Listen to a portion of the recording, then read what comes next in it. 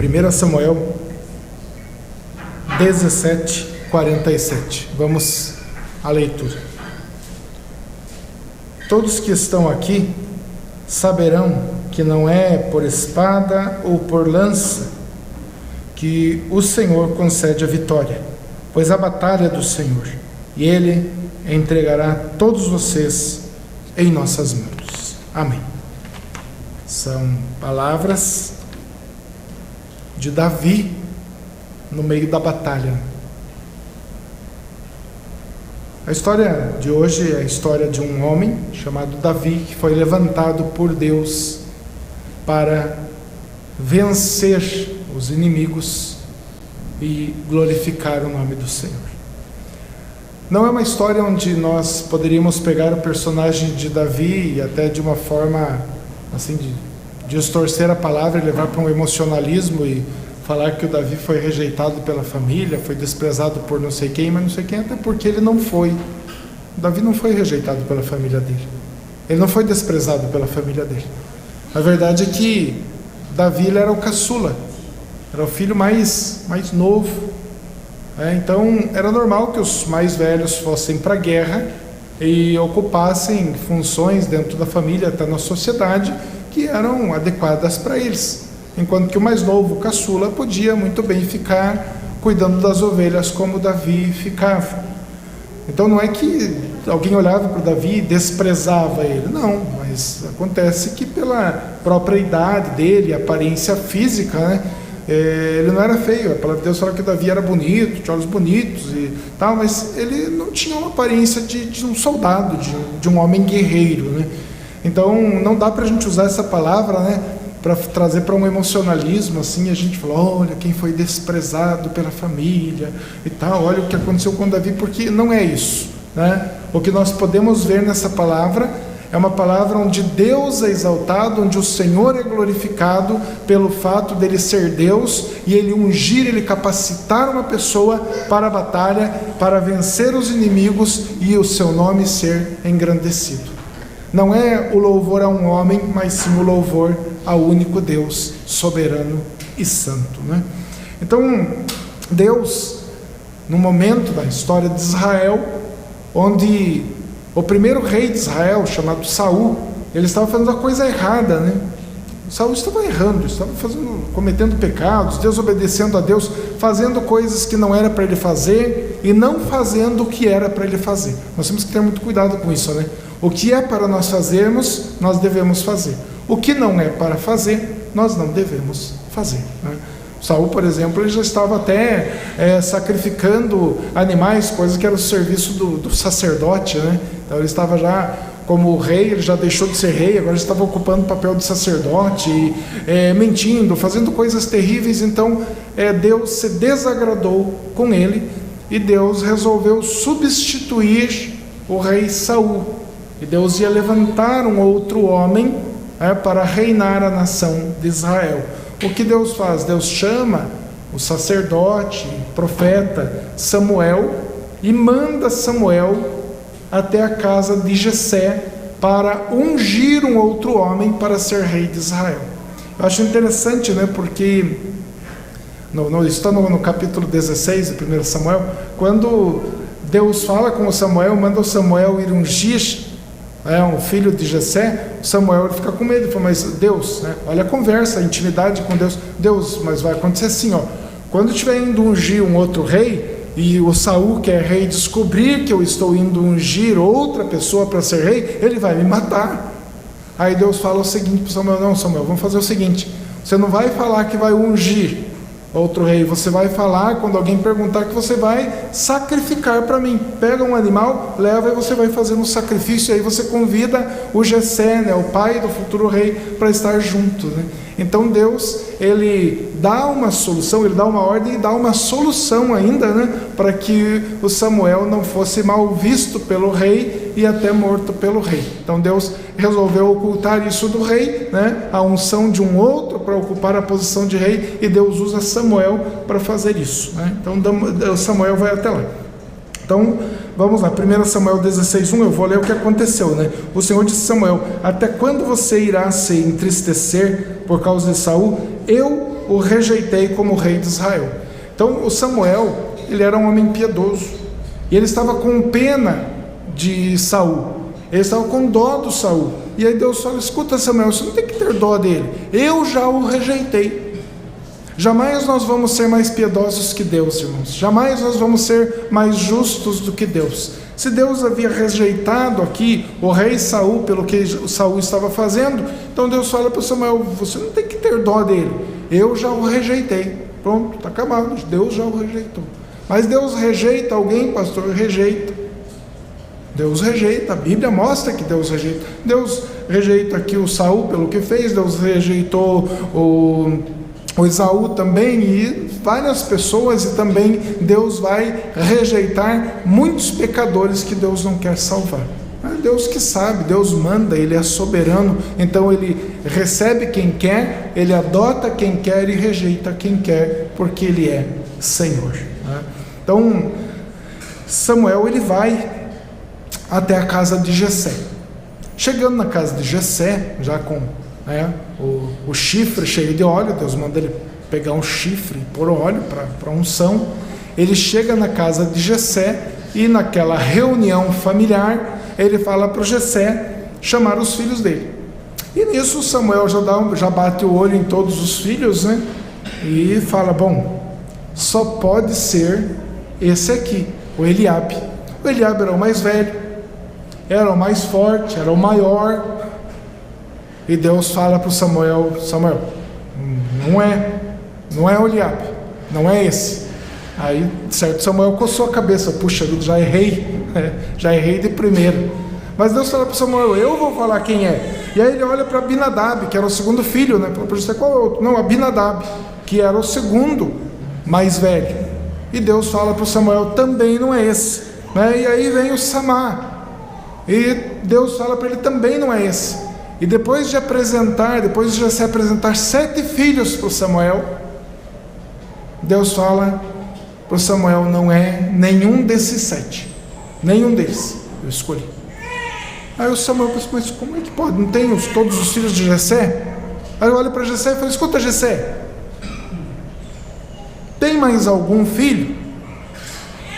Aí o Jessé falou: bom, tem, é o caçula, mas ele está apacentando as ovelhas, ele está cuidando das ovelhas.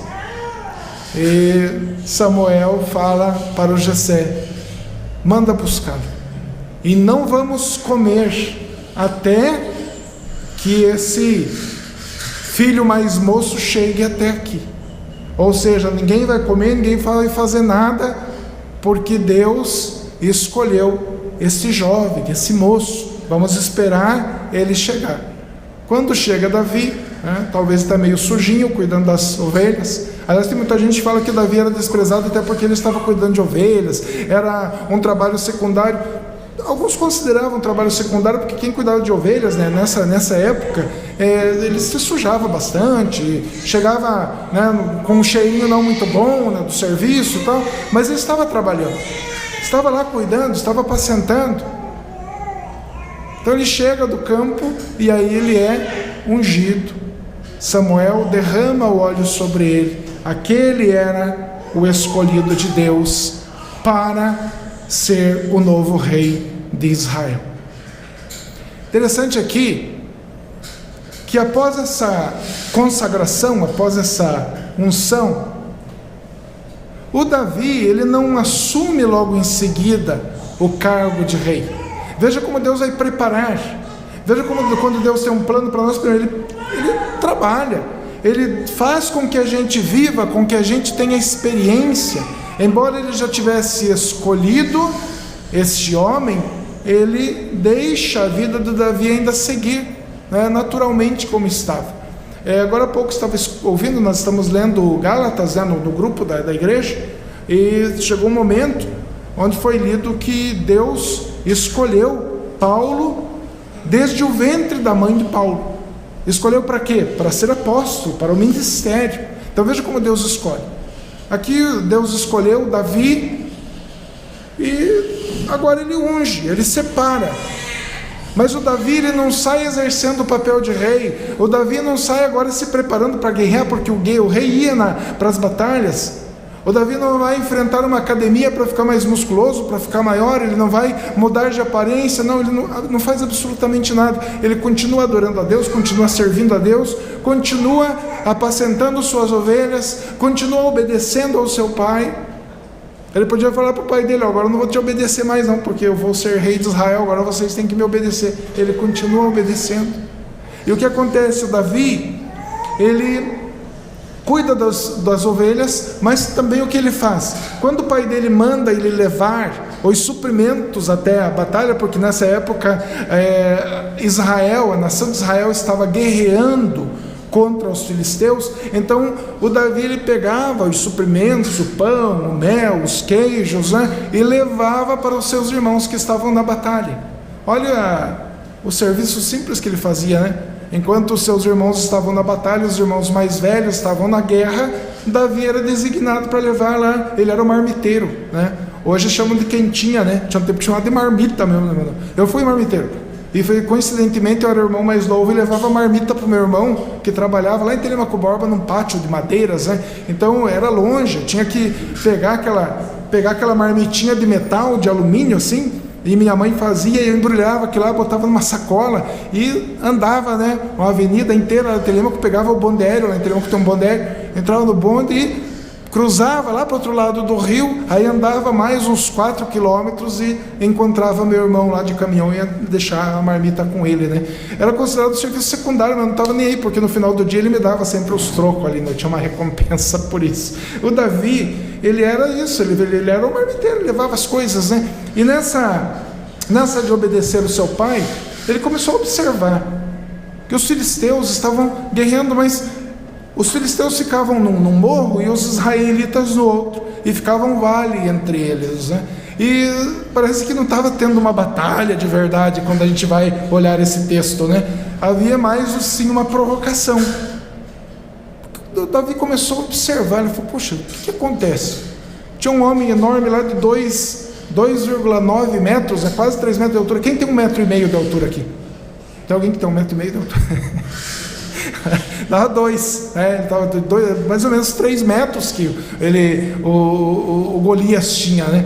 E esse homem guerreiro, forte, né? Que segundo a palavra de Deus, só a armadura dele pesava 60 quilos, né? Imagine o que é 60 quilos, é um saco de feijão, né? Só a armadura, vestir aquela armadura de 60 quilos. Irmãos, dependendo da pessoa, se por 60 quilos, nós aqui o cara já fica, né? Sem contar todas as armas, e mais o capacete de bronze. Então o homem era um monstro, né? Ele era um guerreiro, e o Davi olhando aquele homem, ele saía do meio dos soldados dos filisteus, e batia no peito e falava: vocês são os frouxos mesmo, o Deus de vocês não vale nada, olha o que vocês servem, sejam amaldiçoados vocês, eu amaldiçoo vocês pelo meu Deus, e desafiava eles. E ele olhava para eles e falava: vocês estão todos aí, todos os soldados de Israel, e eu desse lado sou um, eu aqui sou só um, levanta um de vocês para guerrear comigo, levanta um de vocês para combater comigo. E se esse um de vocês, esse homem guerreiro, valente, me derrotar, vocês vencerão, e nós seremos os escravos de vocês. Mas se eu matar esse soldado de vocês, vocês serão nossos escravos, vocês vão nos servir. E ele xingava e humilhava, e por 40 dias aconteceu isso. E no dia desses que o Davi foi levar esses suprimentos, esses alimentos, o que aconteceu? O Davi ficou olhando aquele homem e falou: mas camarada arrogante, cara, mas sem compromisso com Deus, sem circunciso, fica afrontando o exército de Deus. Nós somos a nação de Deus. Olha como Davi olha, irmãos, ele não fica olhando e fala: coitado de nós, ele começa a olhar aquele homem e fala: tem alguma coisa estranha, está errado isso aqui. E você percebe no ambiente, você percebe numa família, você percebe quando a coisa está errada, quando o Senhor não está sendo exaltado, quando o Senhor não está sendo temido, quando o Senhor não está sendo obedecido, tem alguma coisa errada. Irmãos, o cristão, ele não pode ter medo da batalha, o cristão não pode ter medo das circunstâncias. Nós somos feitos para guerrear, não sair no braço, não como acontecia aqui no Antigo Testamento, mas nós somos feitos para guerrear espiritualmente. interceder, orar, clamar, nós temos que falar menos com pessoas e mais com Deus. Aí a nossa vida vai sendo transformada. E o Davi começa a pesquisar ali no meio. Ele encontra os outros soldados ali que ele não conhecia. Ele falou: escuta, o que está acontecendo? Ih, rapaz, a coisa está feia. Todo dia esse monstro aí levanta e afronta todo mundo. E o homem é muito grande, não tem nenhum soldado aqui para bater nele. Ó, o rei Saul, e o rei Saul, que era grande, o rei Saul foi escolhido porque ele já era maior do que os outros. E o rei Saul era o primeiro da linha do medo ali, né? Quase que eu falei da linha da frouxura, né? Mas era da linha do medo, que estava com medo também. E ele era grande, né? Talvez o rei Saul até poderia combater, mas estava com medo também. O que o rei Saul faz? O rei ia para a batalha nessa época, ele ia para a guerra. Aí os soldados falam para Davi: ó, o rei Saul, ele prometeu umas coisas aí, prometeu umas riquezas. Ele disse o seguinte: aquele que matar esse gigante aí vai ser cheio de riquezas, não vai mais precisar pagar imposto para o rei, que já era uma grande coisa, né? E, enfim, vai até casar com a filha do rei. Aí o Davi, puxa, o prêmio tá bom, né? Só que no coração do Davi a gente percebe que não era pelo prêmio, não era pela riqueza, mas a questão de Davi era outra. A questão de Davi era Deus. Ele estava vendo o Deus dele ser afrontado. Essa é uma questão, irmãos, é uma causa que nós precisamos ter cuidado. Qual é a nossa causa? Onde está a nossa batalha? Por riquezas ou para glorificar ao Senhor? E veja que existem coisas da nossa vida que precisam ser derrotadas: o orgulho, o pecado em geral, a ganância, várias coisas. O nosso próprio eu precisa ser derrotado. Então o que acontece é que o Davi, ele olha para Deus, a visão dele estava em Deus, e ele fala: sabe de uma coisa? Eu vou guerrear, eu vou enfrentar esse homem aí, eu vou enfrentar porque Deus está comigo. Deus não está com eles, o Deus verdadeiro está comigo. Deus é poderoso. Irmãos, ele não olha para ele, não olha para as forças dele. Quando nós saímos para a batalha, quando nós saímos para buscar algo em Deus, quando nós vamos lutar contra nós mesmos, quando nós vamos lutar contra o pecado, se nós olharmos para as nossas forças, nós estamos derrotados. Mas quando nós olhamos para Deus, nós somos mais que vencedores em Cristo Jesus. O rei Saul manda chamar o Davi. Bom, se aparecer um corajoso no meio da tropa, manda chamar. Certo, o Saul estava até curioso, né? Certo, o cara deve ser um poste, deve ser um soldado de guerra. De repente chega lá o Davi, sem armadura, sem espada, sem escudo. O rei olha para ele e fala: escuta, você vai enfrentar o homem lá de 3 metros? Vou.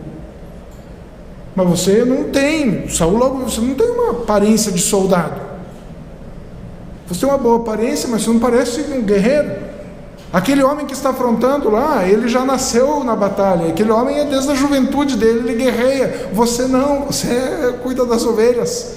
E olha a cabeça do Davi. Olha o que é fé. Eu não sabe de uma coisa, Saul? Eu cuido de ovelhas, e quando chegou a ursa lá, pegou uma ovelha, eu fui atrás, persegui a ursa e tomei e matei a ursa. E quando chegou o leão e pegou uma ovelha, eu fui atrás do leão e peguei o leão pela juba. Irmãos, eu não sei como é que ele fez isso. Eu peguei o leão pela juba e dominei o leão e matei o leão e tomei a ovelha dele. Agora daí vem o porquê, né? Sabe por quê? Porque Deus estava comigo. Deus me capacitou para isso. E do mesmo jeito que eu matei o urso, do mesmo jeito que eu matei o leão, esse filisteu aí, ele vai estar em minhas mãos. Você vai ver. Aí o que o rei ia dizer, né? Então tá bom, vai lá. Mas calma aí, pega a minha armadura. Ele dá uma experimentada, não serviu. Nem aguentou com a armadura do Saul, é tudo número maior, né? O Davi era menor que o Saul, então não deu certo. Falou: não, isso aí não é para mim.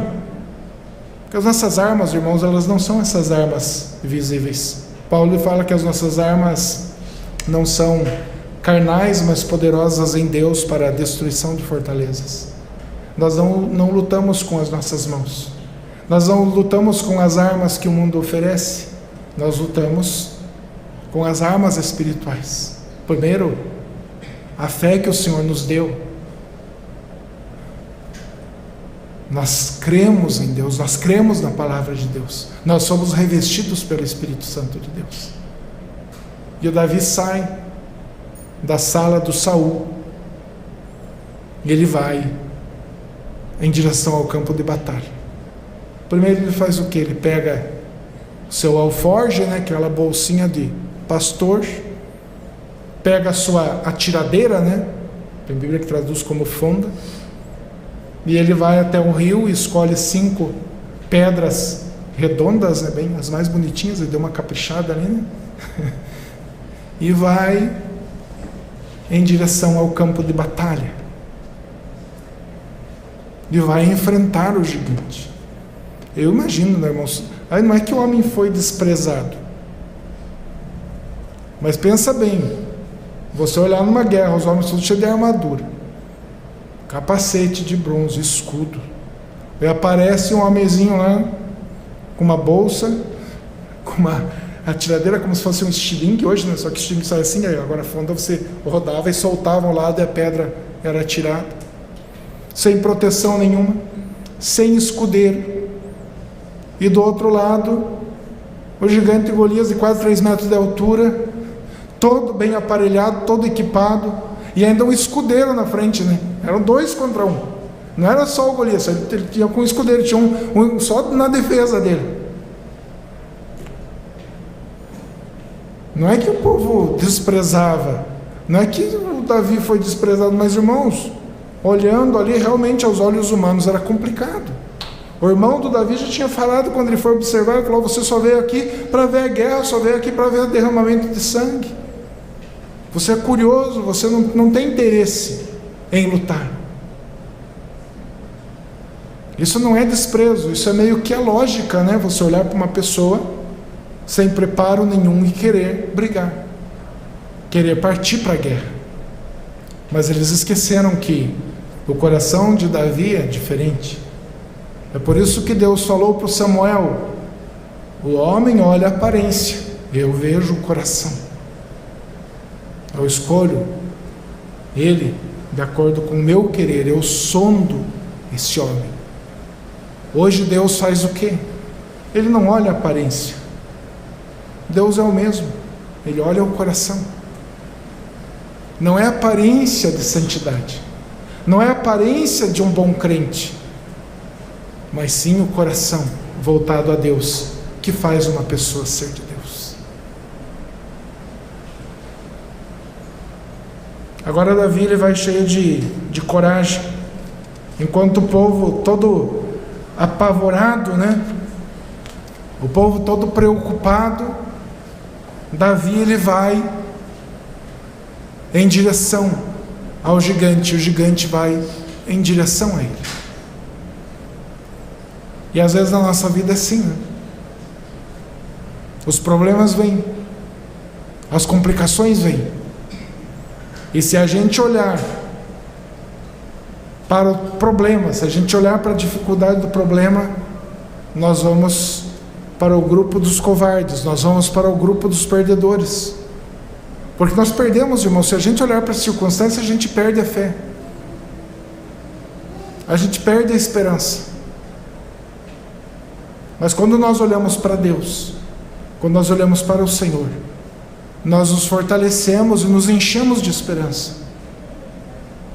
O nosso coração salta de alegria, porque nós sabemos que neste mundo a gente luta, mas que a principal batalha, a principal guerra já foi vencida. Jesus Cristo é o Senhor da nossa vida, e Ele já venceu por nós. Davi, ele vai em direção a este homem. E aí começa aquela discussão famosa, aquela provocação. Já viu quando eu não assisto aquelas lutas de MMA? Antigamente eu assistia boxe, eu gostava muito de boxe, mas eu sou da época lá do Holyfield e companhia. E antes da luta, o que um lutador faz? fica tremendo de medo, né? Escondendo não. Ele, por mais fraco que ele seja, ele olha para o adversário, né? E dá aquela encarada, faz uma cara de bravo: eu vou te pegar, eu vou moer você, e tal. Fica aquela provocação, aquela intimidação, né? É por isso que quem luta artes marciais dá um grito. Já viu que o cara vai, antes de chutar, ele grita, né? É para intimidar o outro. E aqui começa aquela coisa: o Golias olha pro Davi vindo ao encontro dele e fala: escuta, por acaso sou um cachorro para você vir até mim com pau e pedra? Que zombaria, né? O que você está pensando que eu sou? Eu sou um cachorro? Você vai me acertar, vai me dar uma pedrada, eu vou sair correndo? E o que o Davi faz? Além dessas palavras, está lá no versículo 17, 43, 44, né? Além dessas palavras, sabe o que ele faz? Ele amaldiçoou Davi. Ele amaldiçoou, está escrito que ele amaldiçoou Davi no nome dos deuses filisteus. Eu acho que isso encheu de raiva o Davizinho. Lá não. O homem já afrontou o Deus de Israel, já afrontou a nação de Israel. Agora ele amaldiçoa o Davi. Seja amaldiçoado, né? De certo ele fala o nome dos deuses filisteus.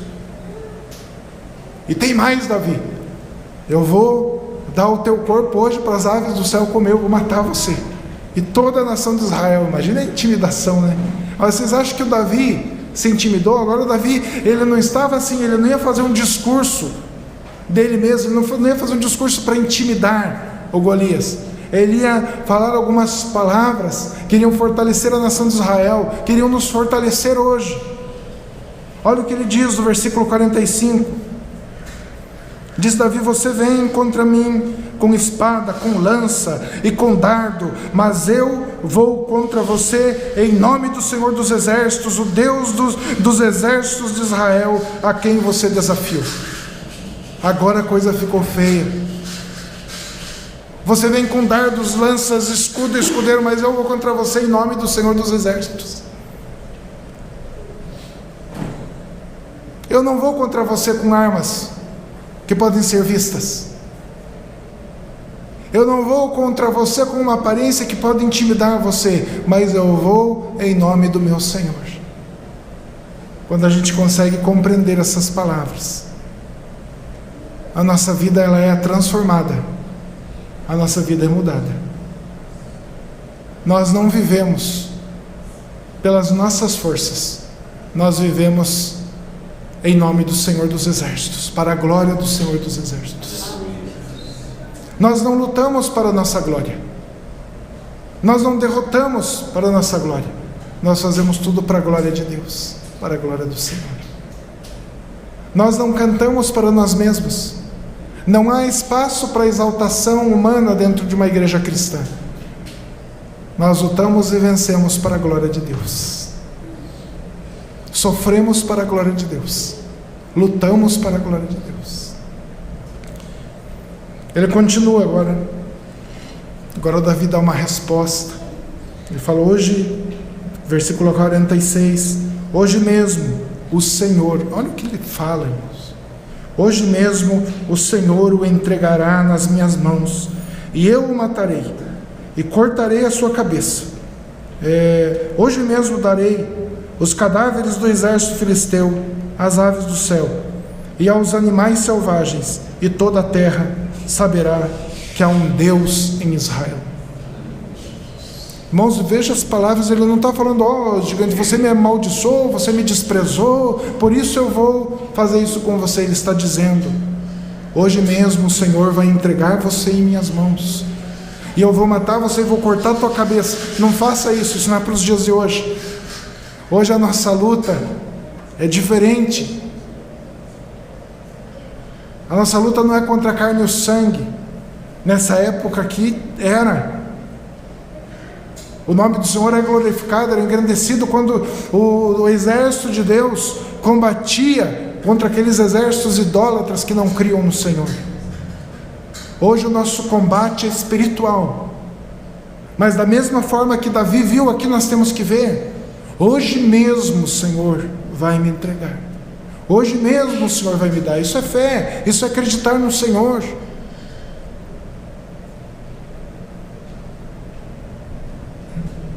Ele acreditava em Deus, não era só um discurso, Se fosse um discurso, irmãos, pode saber que ele ia sair correndo.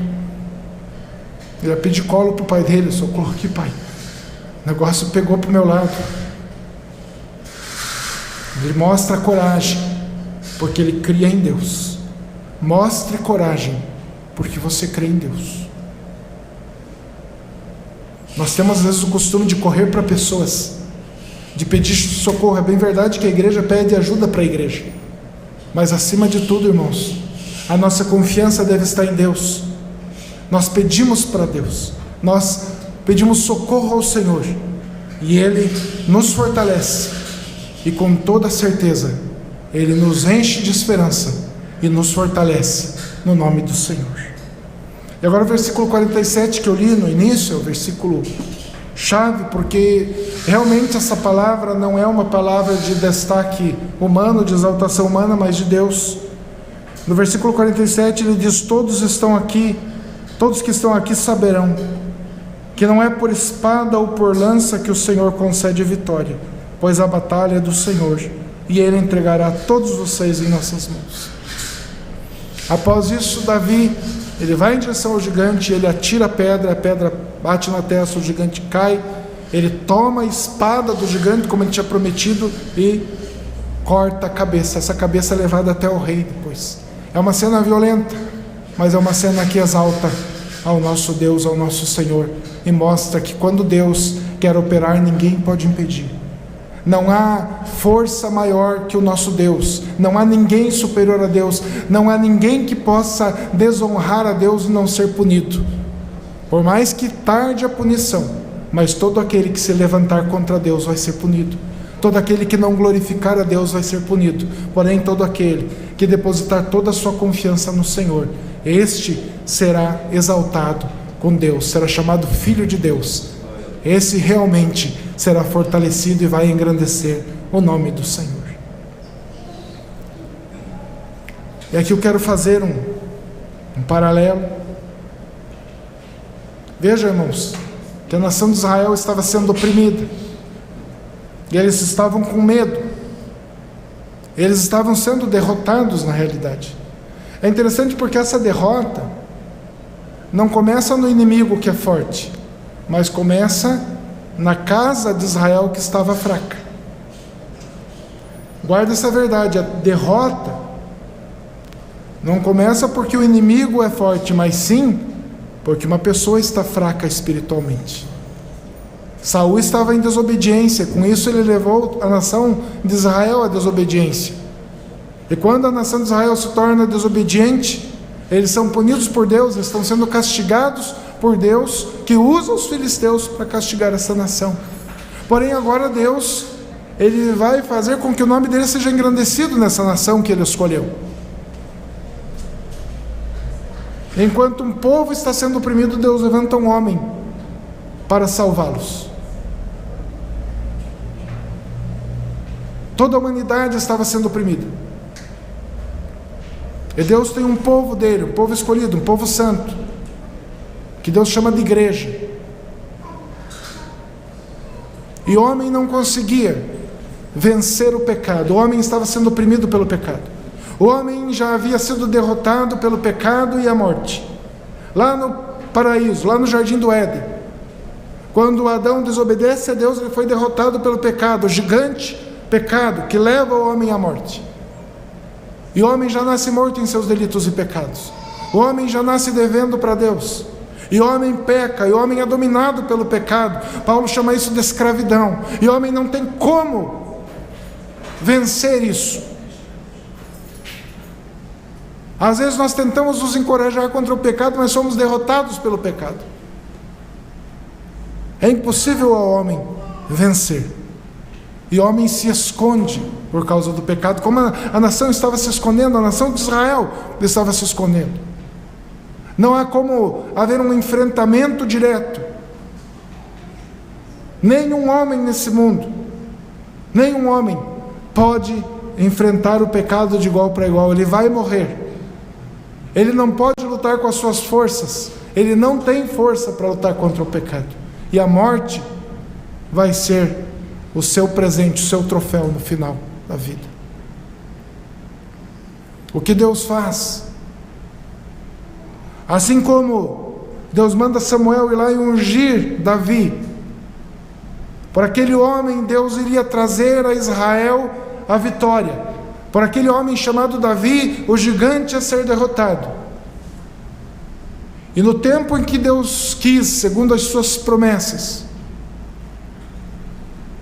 Lucas 1,31, chega o anjo até Maria e ele fala: você vai dar luz, você vai ter um filho, e você vai pôr o nome nesse filho, você vai chamá-lo de Jesus. Jesus significa Salvador, porque ele será o Salvador do povo de Deus. Deus levanta um homem, não dois, nem três. Como Deus levantou Davi para derrotar o gigante, agora Deus vai levantar Jesus Cristo para derrotar o pecado. E Jesus Cristo faz isso com perfeição.